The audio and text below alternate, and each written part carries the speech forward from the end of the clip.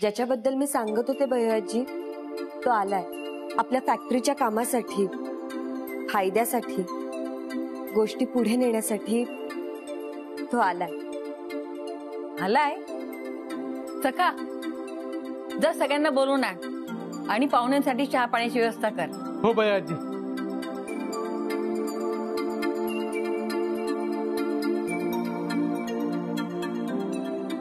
आला का तो? कोण आहे?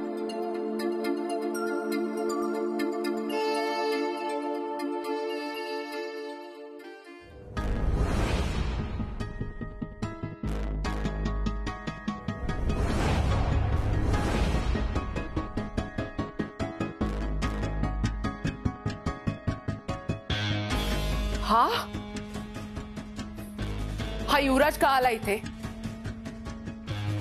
अदिती, याला इथे कशाला बोलवलंस? आणि तू रे, माझ्या मुलीचं सुख बघवत नाही तुला? हा, निघ इथून. अगं अदिती, हा तुम्हाला मदत करणार आहे? ही याची नाटकं असू शकतात अदिती. तू बघत काय राहिलास? जा, निघ इथून आता. गरज नाही तुझ्या मदतीची. मॉम, अगं त्याला का बोलतेस? मीच बोलावलंय त्याला. अदिती बेबी, तुला कळत नाही अगं हा. थांबा मॅम.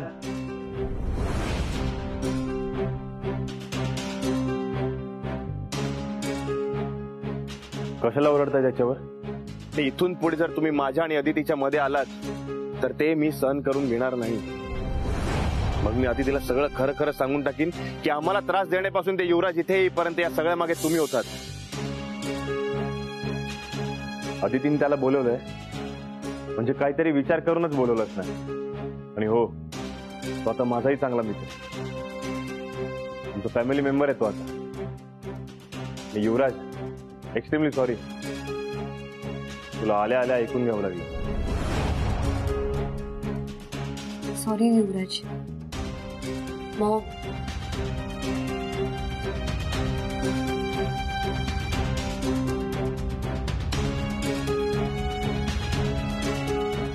महालक्ष्मी, तमाशा कधी आणि कुठल्या मुद्द्यावर घालायचं ना याला सुद्धा अक्कल लागते. सखा, छान रे. युवराज, ये बस. व्याही, तुम्ही पण बसून घ्या. हो,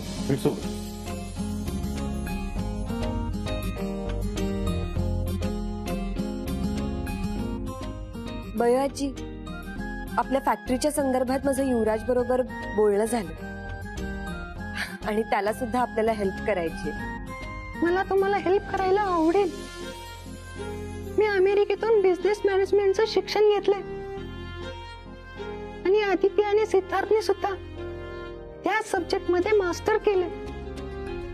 सो आम्ही तिघांनी म्हणून कंपनीचे प्लॅन्स, डिपार्टमेंट, पॉलिसी डिझाईन केल्या तर खूप चांगलं होईल. तिघांचे आयडियाज मिळतील आणि तिघांचं एज्युकेशन बॅकग्राऊंड सेम असल्यामुळे आम्हाला छान पद्धतीने डिस्कसही करता येईल आणि चांगला डिसिजनही घेता येईल.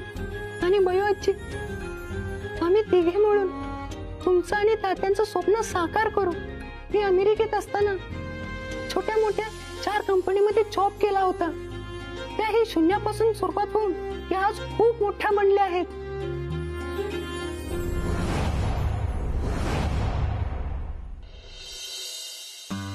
ऍक्च्युली माझी पण इच्छा होती की इथे येऊन स्वतःची कंपनी ओपन करावी. त्याच नादात मी भरकटलो.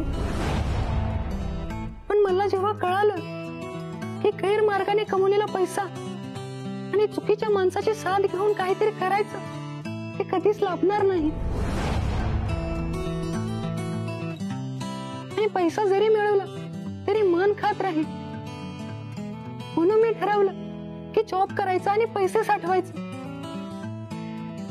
आणि मला आदितीचा फोन आला. आदिती मला हे सगळं सांगत होती. हीच आदितीला म्हटलं, मी काही मदत करू का? आदिती मला म्हणाली, तुझ्याकडे काही प्लॅन्स असतील तर तू लगेच ये. आणि मी आलो.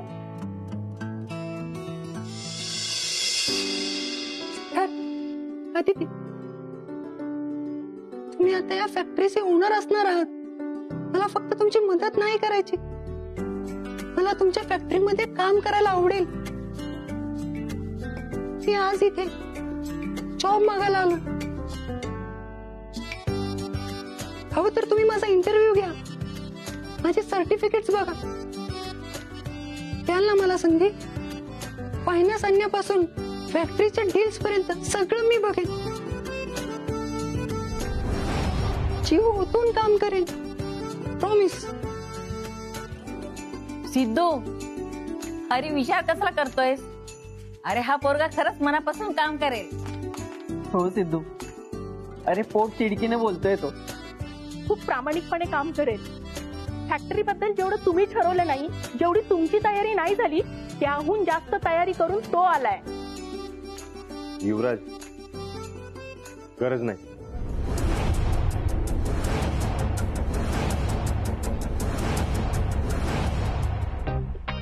युवराज, तुला इंटरव्ह्यू द्यायची काही गरज नाहीये. मला पूर्ण विश्वास आहे तुझ्यावर. तू आमच्या फॅक्टरीत काम करणार. आणि हो, माझ्या आणि आदितीच्या पोस्ट नंतर कोणती मोठी पोस्ट असेल ती म्हणजे कोणती? तर सीईओ. हो,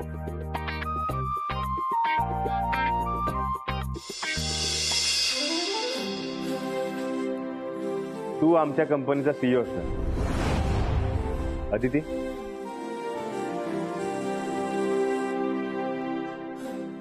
थँक्यू सिद्धार्थ. तू मला खूप मोठी जबाबदारी दिलीस. ही माझ्यासाठी खूप मोठी संधी आहे आणि मी प्रॉमिस करतो, माझ्यामुळे एकही अशी गोष्ट होणार नाही ज्यामुळे आपलं नुकसान होईल. अरे डोळे पुस. मी आज खूप खुश आहे, कारण तुमच्यासारखी सगळी चांगली माणसं माझ्या आयुष्यात आली. नाहीतरी या माझ्या आवाजामुळे माझं काहीच होणार नाही असं म्हणणार मी. तुमच्या सगळ्यांमुळे माझा कॉन्फिडन्स वाढला.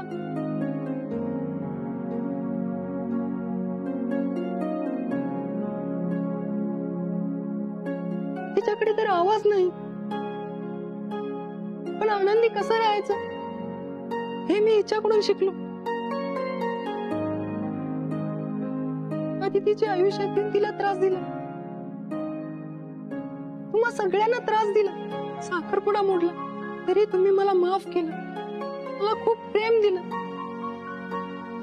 आणि आता ही जबाबदारी, खरंच खूप काही केलं तुम्ही माझ्यासाठी. आणि आता माझ्याकडे एक संधी आहे तुमच्यासाठी काहीतरी करण्याची. आणि आता मी तुम्हाला निराश होऊ देणार नाही. अरे बस झाला आता. आता काय सगळ्यांना रडवणार आहेस का तू? आम्ही काय तुझ्यावर उपकार नाही केले, तुला आम्ही आपलं मानलंय, कारण तुझा स्वभाव आम्हाला भावलाय. आणि आता तुला हे जे काम दिलंय ना, ते तुझ्या क्षमता आहे म्हणून, तुझा अनुभव, तुझं शिक्षण तेवढं आहे म्हणून. हे बघ, आता तू इथेच राहायचं, इथून कुठेही जायचं नाही. तुला एकही सुट्टी मिळणार नाही जोपर्यंत फॅक्टरी सुरू होत नाही.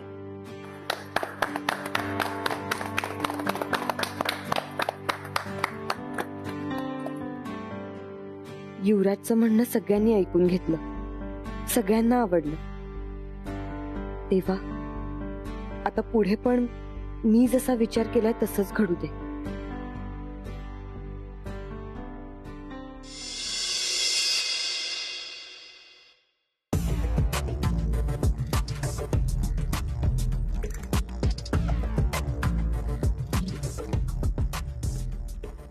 महालक्ष्मी, हा, हे काय करतेस तू? मी निघतेय. व्हॉट? हो, कारण उद्या ही माणसं त्या युवराजसाठी आपल्याला इथून निघा असं म्हणतील. मग नंतर इन्सल्ट करून घेण्यापेक्षा आत्ताच निघूयात. महालक्ष्मी, हे बघ, थांब. युवराज इथे येण्यामागे आदितीचा काय विचार आहे तो कळायला हवा ना. मिलिंद, तुला अजूनही कळत नाहीये का? अदितीच्या डोक्यात फक्त फॅक्टरीचा विचार सुरू आहे. अरे किती तयारी करते ती त्यासाठी. मदतीला युवराजला बोलवलं तिने, आणि सिद्धार्थने आल्या आल्या त्याला सीईओ बनवलं. काय चाललंय काय मिलिंद? मिलिंद, आता तू काहीही आणि कितीही प्लॅनिंग केलंस ना, तरी त्याचा उपयोग होणार नाहीये.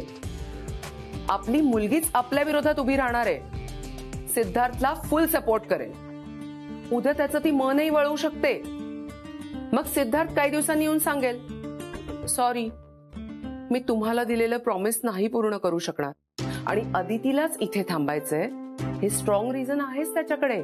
मग काय करणार आहोत आपण मिलिंद? त्याच्या घरचेही त्यालाच सपोर्ट करणार आणि आपली मुलगी त्याच्या बाजूने. म्हणून सांगत होते, हे लग्न होऊ न देणं हाच एक उपाय होता. पण तू माझ्या मुलीच्या सुखाड येऊ नकोस असं म्हणत होतास. आता काय मिळेल? आपली मुलगीच तुझ्या प्लॅनच्या आड येतेय. संपलंय सगळं मिळेल. आता आपण काहीच करू शकत नाही आहोत. महालक्ष्मी, तू तुझं हे निगेटिव्ह बोलणं थांबवणार आहेस का? जे घडतंय तेच बोलतेय मी. या स्मॉल टाउन देशमुखांची ग्रोथ बघण्यात मला काही इंटरेस्ट नाही. तू तरी का थांबतोयस? बिझनेस उभा करायचा तर अदितीने तुला नाही विचारलं. त्या फडतूस युवराजची मदत मागितली. वाव मिलन, काय बिझनेस केलाय त्यांनी? तू आपला एवढा मोठा बिझनेस उभा केलायस तरी तिने तुला नाही विचारलं. काय व्हॅल्यू आहे तुझी? हा, एवढा अपमान सहन करून तुला इथेच राहायचंय? महालक्ष्मी, हे बघ, प्रत्येक गोष्ट इगोवर नाही घ्यायची. आणि कसं आहे ना, आपण एकाच गोष्टीचा सतत विचार करत असतो. म्हणून आपलं माइंड डायव्हर्ट होतं. आता युवराज इथे येण्यामागे फक्त देशमुखांची फॅक्टरी हे एकमेव कारण नाहीये. ह्या मागे आदितीचा काहीतरी मोठा विचार आहे, तो कळत नाहीये.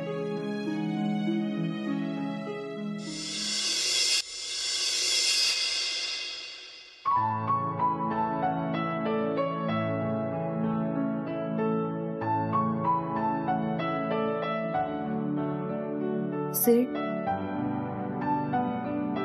मी युवराजला फक्त आपल्या फॅक्टरीच्या कामासाठी नाही बोलावलंय.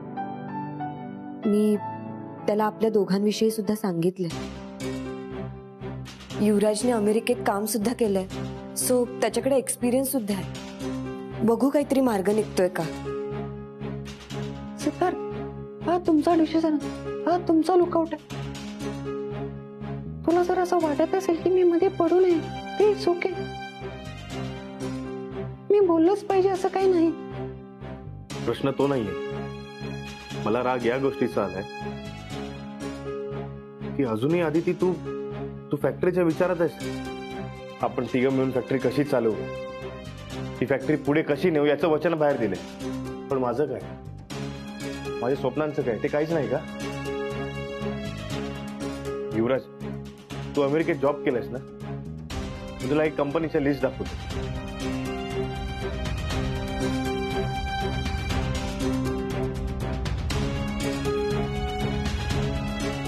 हे बघ, आता तूच सांग, मी काही चुकतोय का?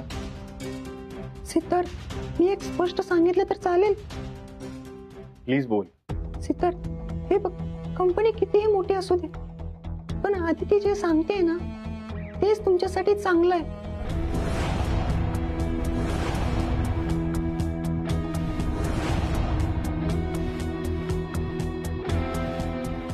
अच्छा, म्हणजे हे सुद्धा ठरवलंय तर? सेठ, असं काही नाहीये. मग काय आहे? आदिती, तू असं दाखवलंस की काहीतरी मार्ग काढूया आपण, म्हणून तो युवराजला बोलवलं. आता हा मी अमेरिकेला जाऊ नये म्हणून माझा ब्रेन वॉश करणार, तर हा प्लॅन आहे तुझा? अमेरिकेला जाऊन काही अर्थ नाहीये, तिकडचे तो वाईट अनुभव सांगणार. अमेरिकेत जाण्यापेक्षा इथे किती चांगलं आणि छान आयुष्य आहे हे तुम्हाला पटवून देणार.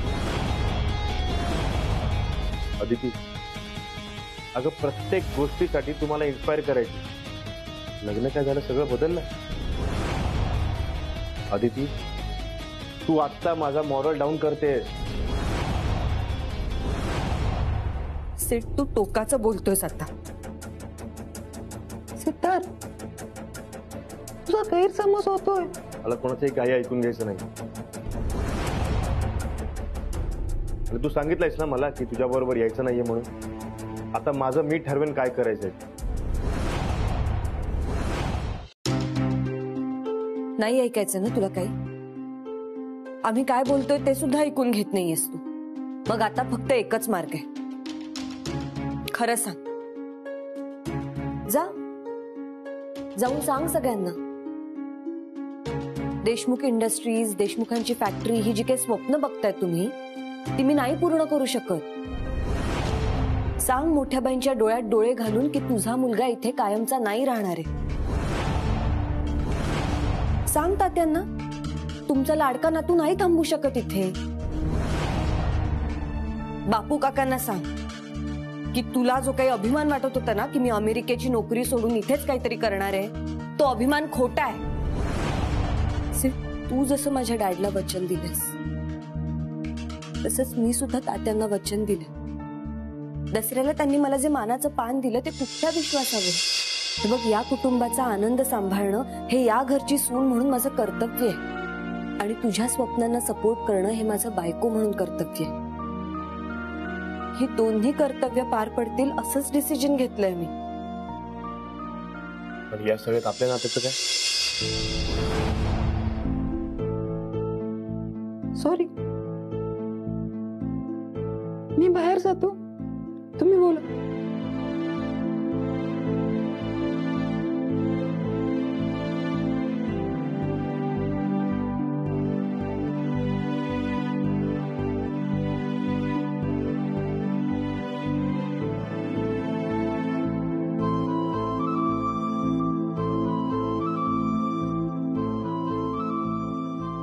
मला तुझी घुसमट कळते, पण तुला पण माझं मन कळत असेल ना?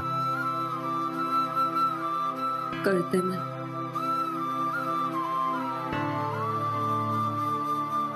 तू शांत राहा जरा.